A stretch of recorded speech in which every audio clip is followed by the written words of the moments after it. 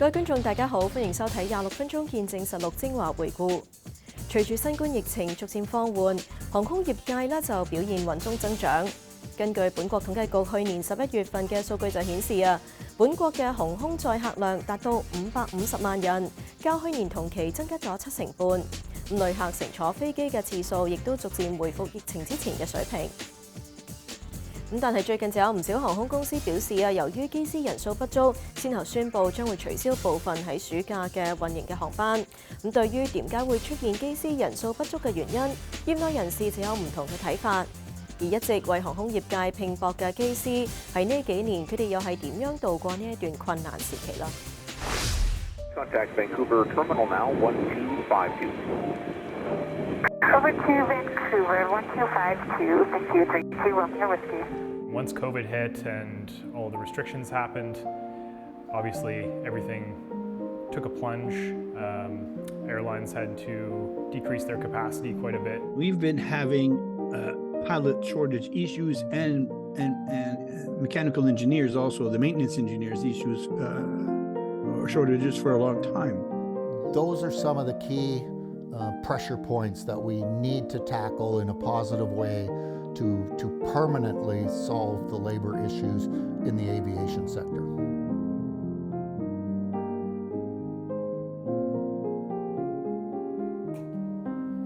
8年前投身航空業，成為機師嘅 Stuart Hodgson， 喺3年前疫情爆發初期，喺位於卑斯省嘅呢一間飛行訓練學校擔任飛行導師。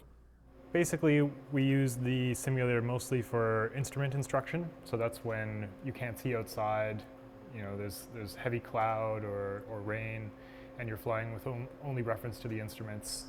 Is it to reposition, like for example, if students if you want to train students in heavy condition, then you can set up? Yeah, exactly. We can also do things in the simulator that you can't do in a real airplane, like fail critical equipment. You can practice having icing on certain instruments or fail an engine safely.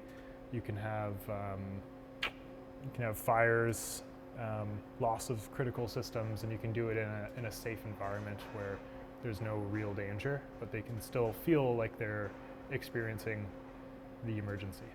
Hodgson 表示喺疫情期間開始擔任飛行導師，之後漸漸開始意識到整個航空業都隨住疫情而有所變化。Before COVID, the aviation industry was booming quite a bit, right? Lots of people wanted to travel. Then once COVID hit and all the restrictions happened, obviously everything took a plunge. Airlines had to decrease their capacity quite a bit to save on the losses that they were experiencing. So they laid off quite a bit of crew, not just pilots, but mechanics, flight attendants. A lot of people were affected. They also had to put their airplanes into storage or stop leasing their airplanes.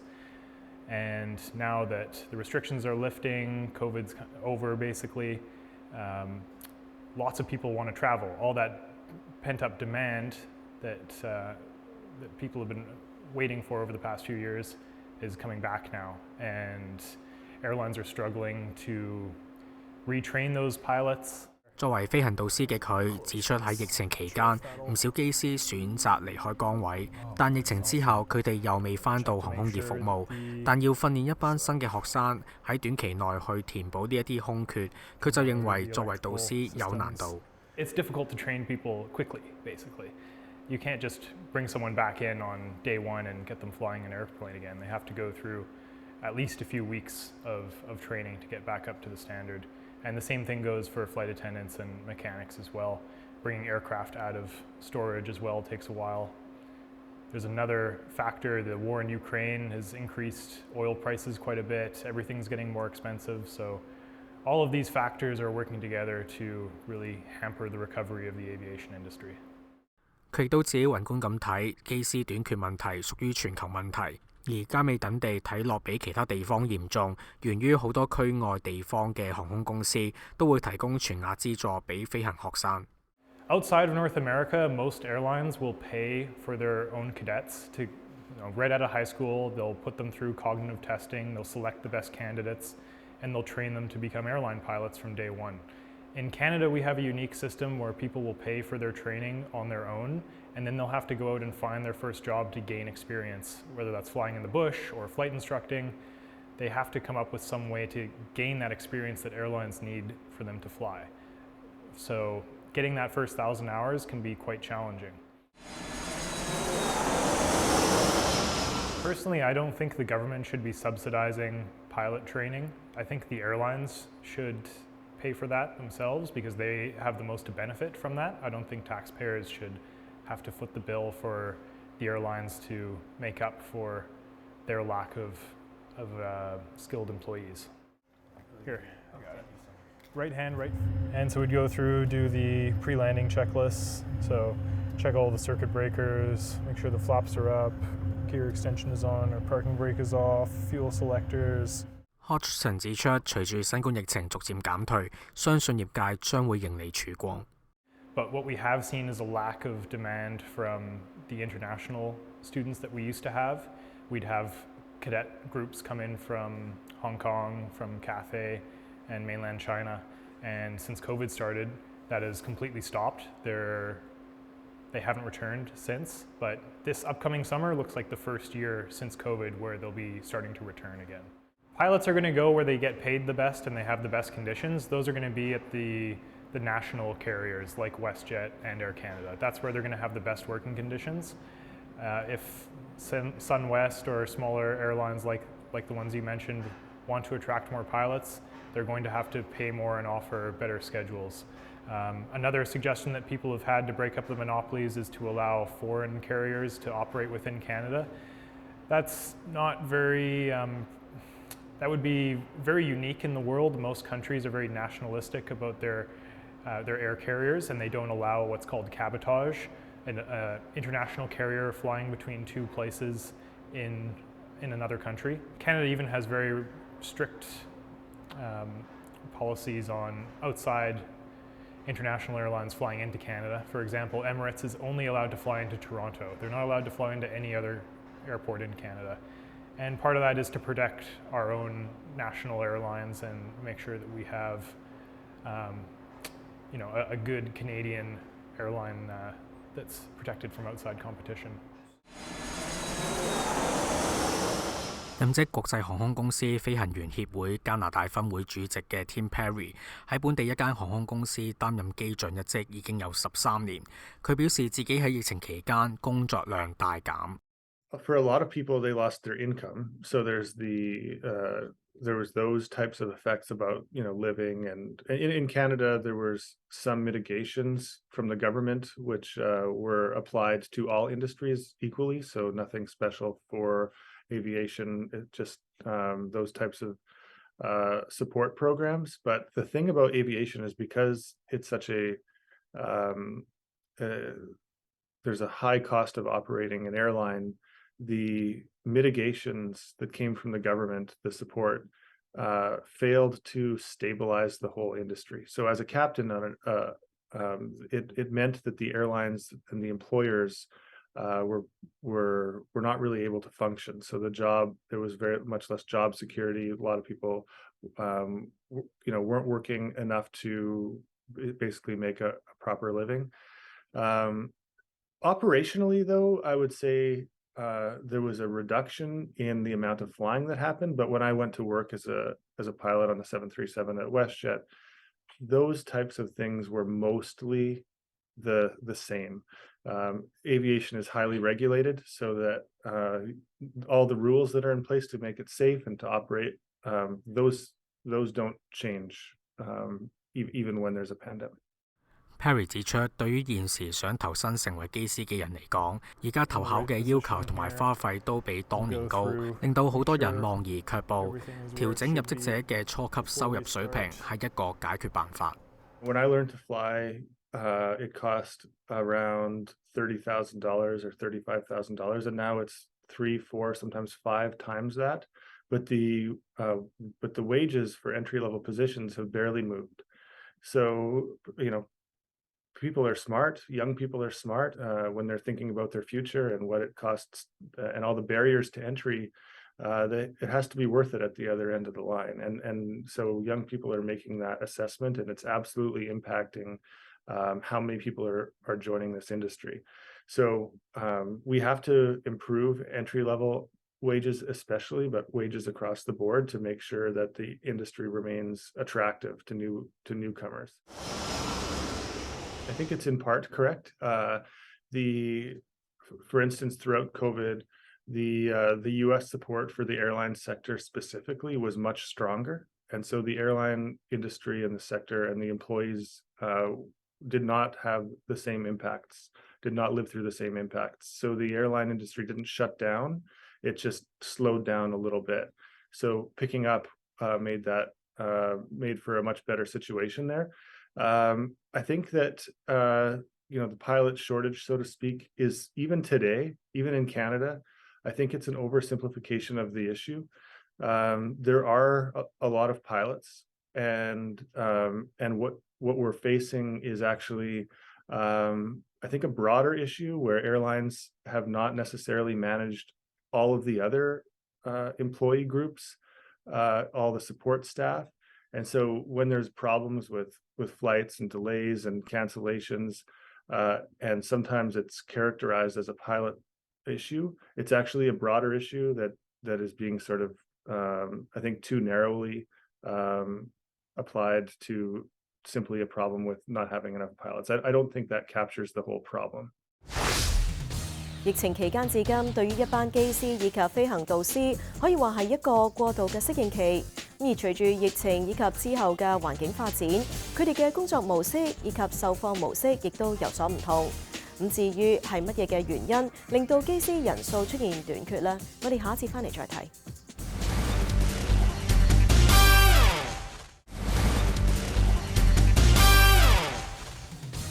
歡迎翻嚟節目時間。機師短缺咧，唔單止係本國所面對嘅問題，全球亦正經歷咧同樣嘅情況。咁究竟係乜嘢原因導致出現機師人員不足呢？咁各個相關機構甚至係政府當局又需要採取啲乜嘢嘅應對措施呢？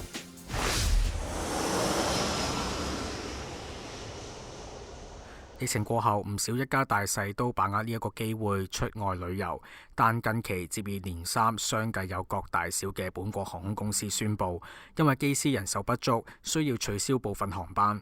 其中新榮洋溢航空公司喺去年聖誕期間就係因為呢一個原因，合共取消67班航班。對於人手不足嘅問題，加拿大空中運輸協會主席就認為呢一個現象一早已經有跡可尋。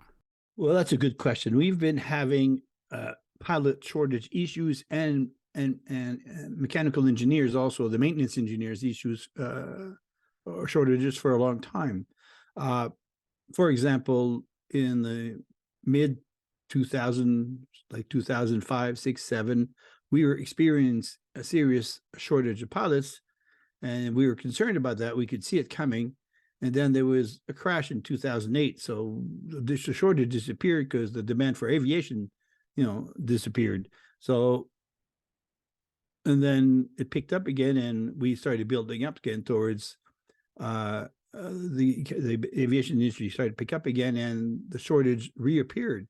And actually, it was worsened because when the industry is very, very sensitive to economic cycles. So when there's a down in the economic cycle, not only do we lose people because they go to other jobs, we lose entrants to the industry who say, hey, I'm going to go to a more stable industry because this industry is much too susceptible to economic variations. So I'm going to go somewhere else.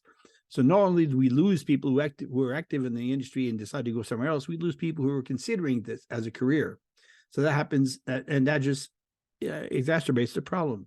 佢認為呢一個問題唔單止係加拿大所面對，全球唔同國家同時都面對呢一個問題。Well, first of all, the shortage is worldwide. The Boeing estimates will indicate that worldwide shortage of hundreds of thousands of pilots. So it's going to be with a big problem within 10, 15 years. That we're going to be cutting services everywhere. Now, so it's a problem everywhere. So the Air Canadas of the world are seeing their pilots hired by the larger international carriers who offer probably better salaries and and better fiscal conditions. So those pilots go away. So they get hired up by those guys. So it's a cycle in every sector. And when every country is looking for pilots, well, everyone's at risk. 而另一名航空業界人士就認為機師人手不足係源於本身具有經驗嘅機師喺疫情期間選擇提早退休，而喺疫情期間聯邦政府修改飛行守則，令行業頓時無所適從。This is at least a medium-term problem. It could be a long-term problem. It stems from before COVID. There was already a pilot shortage before COVID, not as bad as it is now. But that was because all the baby boomer pilots were retiring. During COVID, the federal government changed the regulations around how long and under what conditions pilots could fly. That meant that airlines had to increase the number of pilots that they had just to keep operating the way they were before. For example, Air Canada has 800 more pilots than they did before COVID just to support the same amount of flights as they had before COVID. So between the baby boomers retiring and the changes in duty hours, they call it, those are two factors that have really decreased the number of pilots that are out there. Dave Frank 亦都比較本國同埋其他國家嘅情況，就好似美國一樣。雖然美國航空業受疫情影響，一樣經歷各種挑戰，特別對一班訓練中嘅飛行學員嚟講，選擇投身呢一個行業嘅學習支出龐大。但美國政府對業界推出一系列補助金，減輕咗考取飛行執照嘅機師嘅財政壓力。相比之下，本國政府遠遠不及美國。We're very loud about pilot shortages here because we live here, so we hear it. It's happening all over the world. So Canada is no better or no worse than other countries.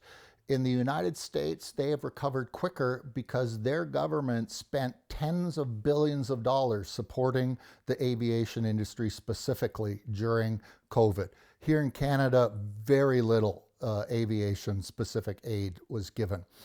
A country like Germany is still at only about 80% of pre-COVID passenger levels, and Lufthansa, their number one carrier, just the other day canceled 30,000 flights for the summer because they cannot find enough employees. So Canada is not unique. Our problem is worse than the United States because we didn't receive the support and we changed labor regulations during COVID, but we just hear more about it here in Canada from our neighbors, from the news, etc. We are losing older pilots mostly because of the baby boom retirements.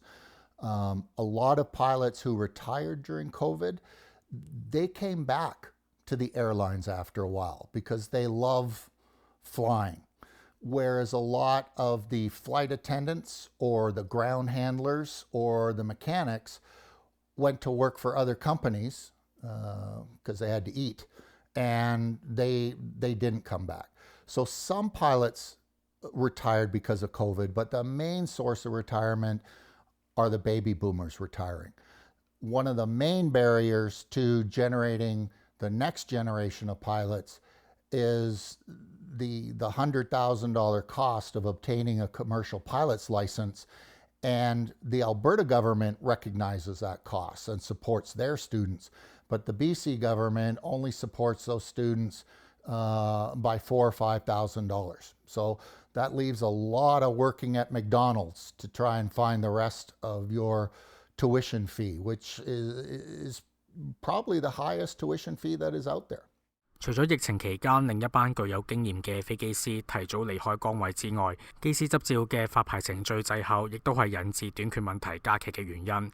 根據聯邦運輸部數據顯示，喺疫情之前，當局每年平均批出大約1100張民航客機機師執照，但去到疫情期間，運輸部喺2020年只批出少過500張，去到2021年同埋2022年，當局都批出少於300張。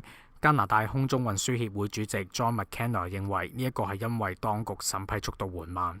there was a decrease because of the uncertainty surrounding our industry that I mentioned earlier.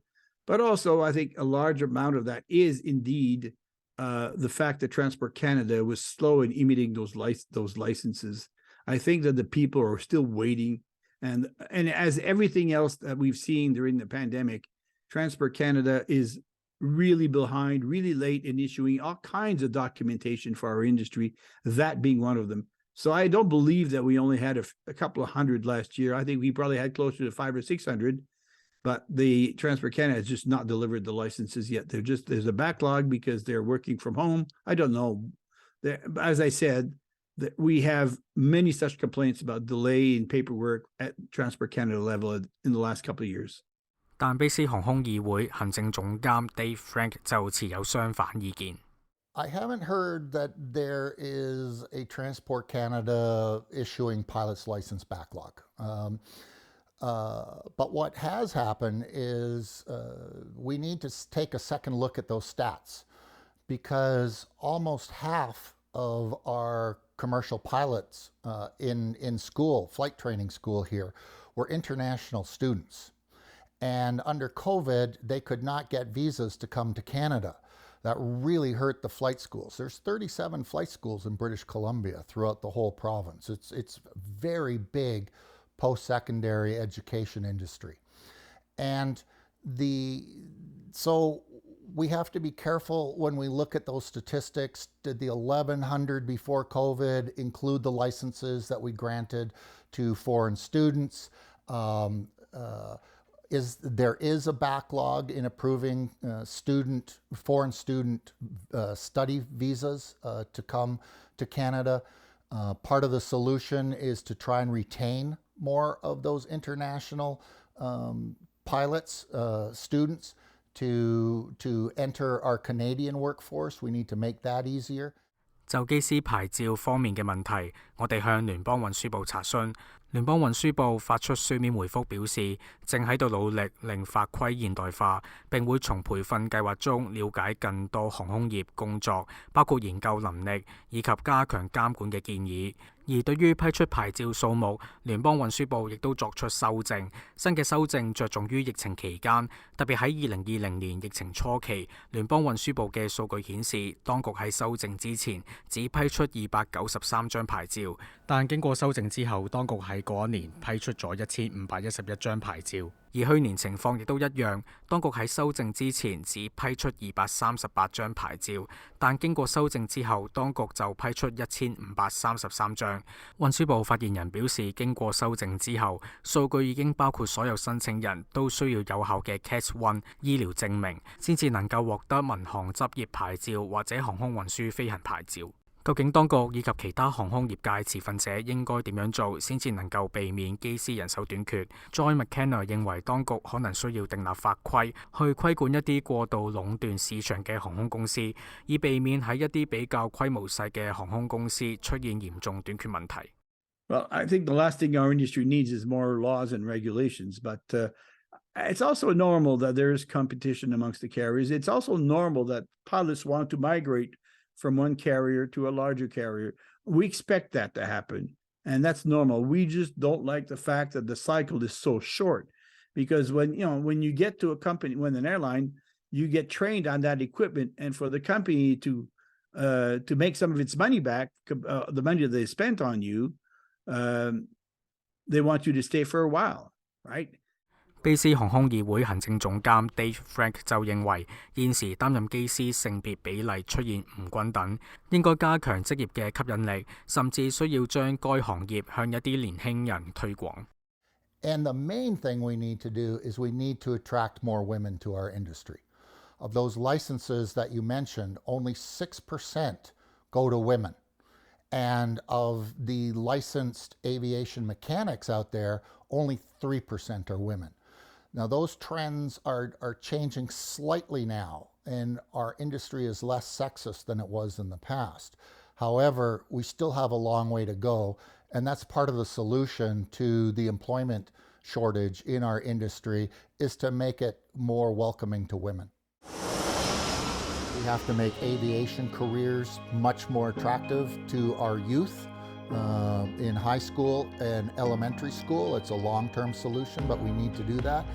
Aviation is not considered as sexy as it was 30 years ago. And so we need to crank up the pizzazz and the attractiveness of our industry to our youth. We also need to review regulations to see if we're over-regulating the labor requirements in our industry. We need to increase the student aid to generate new incomers into our industry. Those are some of the key pressure points that we need to tackle in a positive way to permanently solve the labor issues in the aviation sector. 好啦，今集嘅節目時間差唔多啦。咁如果觀眾對我哋嘅節目有啲乜嘢意見嘅話，係好歡迎大家以電郵嘅方式同我哋聯絡㗎。如果觀眾想上網重溫翻今集嘅節目，亦都可以上到去我哋嘅網站點擊節目重溫一覽。下星期同樣時間再同大家見面，晚安。